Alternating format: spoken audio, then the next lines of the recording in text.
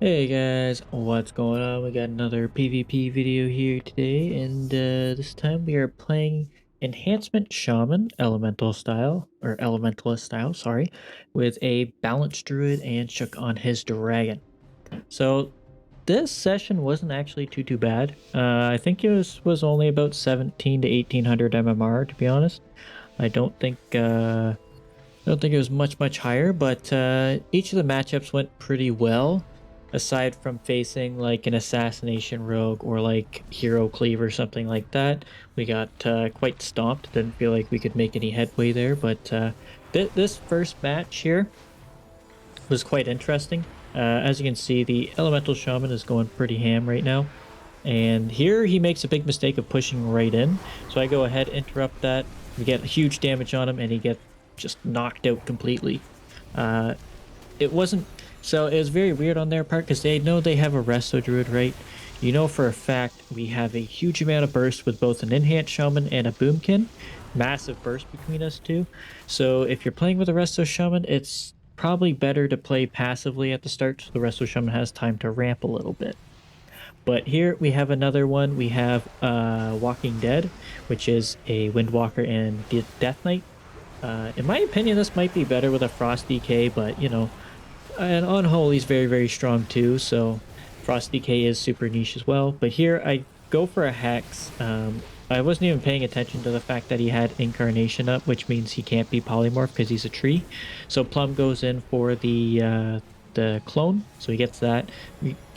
I'm hitting the pet. I thought I was hitting the DK. I don't know why I keep losing the Death Knight as a target, but they're after Plum. I go ahead and knock them off the edge, but it doesn't work. So I don't know why it didn't work, but it was kind of like whatever. So we could keep going. Our focus here is really just either of them, whichever one's kind of falling, right? There is no primary here. Both of them are very squishy, tanky, and the Windwalker can get away pretty quickly. But here we get him behind a pillar. We get quite a lot of damage on this Death Knight, almost getting him out. There's the zone, and so he kind of stays in there because we're both magic dealers. There's not much we can really pump into.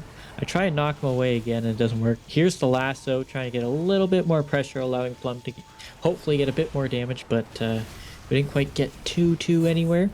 But there's the Monk's Trinket from the clone, so that means we're in a good spot here. We got a lot of CC on the Resto Druid. We got a lot of damage going out on this Death Knight, but it's just not enough. So I'm purging, trying to get some hots off, but there isn't really anything I can do. So I go ahead and switch to the Windwalker, right? He has barely any hots on him, so he's going to be the target for now. Here they start sending a burst on me, so I go ahead and wall because I know it's taking a lot of damage. I also pop Bloodlust so that way Plum can get a huge amount of damage. You know, that big haste buff for a Druid is massive. I knock the DK far back so the Druid actually has to come in, forcing him into a bad spot, allowing Plum to get him into a clone, which was huge. So we get a lot more cooldowns. I go for a Hex here, get him in the Hex because neither of the DPS went for the kick. A lot of damage on the DK, and he falls over, thankfully. So that's one thing you can use your Thunderstorm for, is pushing the DPS farther and farther away from their healer and putting them in really bad spots, forcing their healer to come in and be in a bad spot themselves.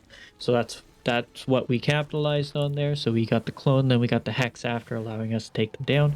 So here's an interesting one. Elemental Shaman, Outlaw Rogue. This comp is relying on the Elemental Shaman for all of its damage.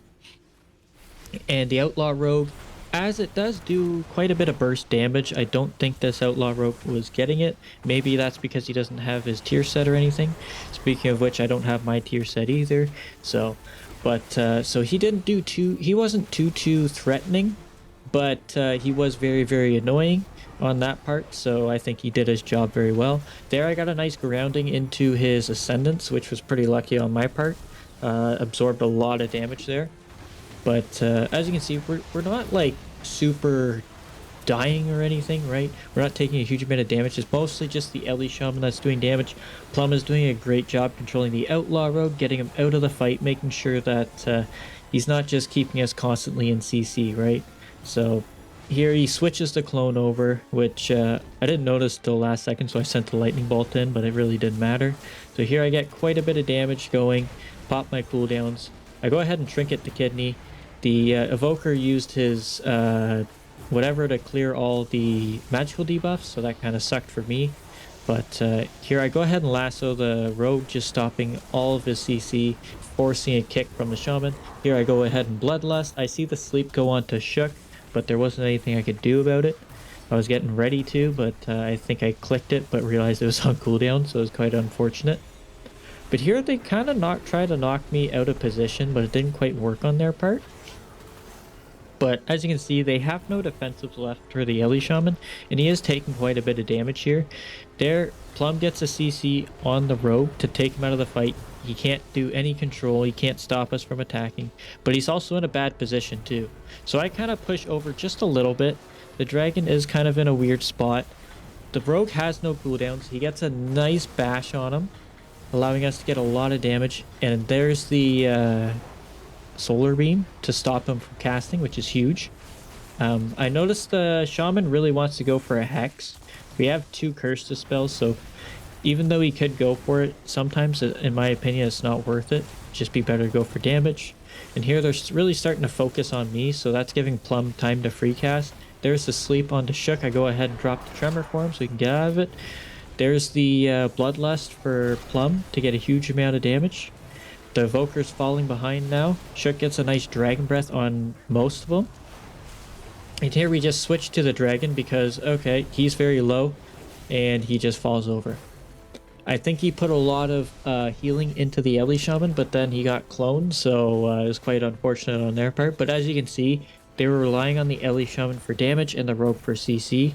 So it is very, especially if you have like a Boomkin on your team that can CC a Rogue, it's very good to do that because it takes the Rogue out of the fight completely and it removes any CC, allowing you to put more pressure, right? So Outlaw Rogues, even though they do have good burst windows and stuff, I think they rely on their tier set, but I'm not sure. Maybe he just is working on it, you know, new to Rogue maybe or something, but he did a pretty decent job at CCing and controlling us. Here we have Ret Warrior. This was a pain in the butt. So as you can see, I have Bloodlust still, but I also have Cage Totem because I do want to pull them off of Plum, right? I don't want them just free casting on him and able to hit him. So here I see the fear coming, so I go ahead and Tremor. I wanted to get it off as soon as possible. There's another fear. So they overlapped a huge amount of CC here. I pull them into the Solar Beam. At least I tried to, is kind of the end of it. But that prevents the Paladin from casting like Judgment and stuff. And we're getting quite a lot of damage here. So here I should have went for the Hex on the Priest instead of charging back in. But I charged back in, went for the lasso, forced the Warrior to Trinket. And that's where Shook had to use a cooldown to get him, just kind of keep him alive.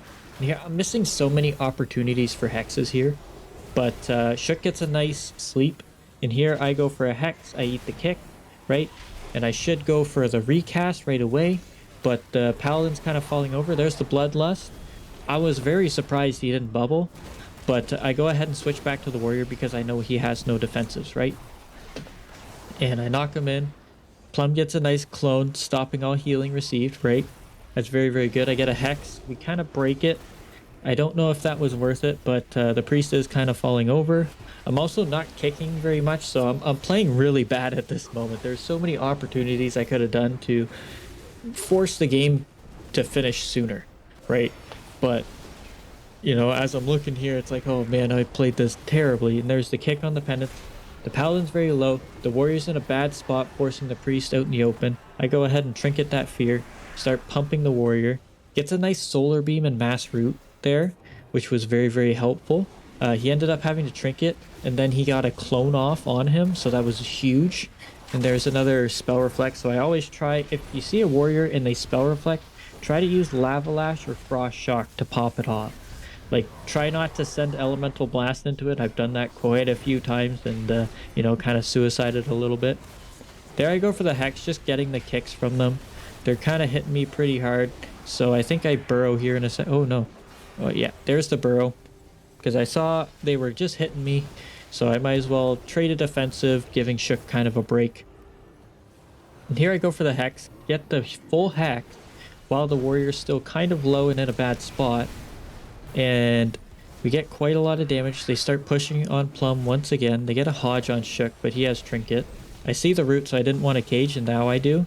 But the warrior had Spell Reflect, which prevents him from getting pulled from the cage totem, which kind of sucked, but it is what it is. And then we start wailing on the warrior some more. I lasso him to keep him in his sight, and then we just get a clone off. So much damage, and now we got to chase him around. Plum goes that way, I go this way, and we catch him, thankfully. So it's quite a pain to fight these guys, but once you kind of get the rhythm, if you can peel and stuff like that for your caster, you know, it does work out.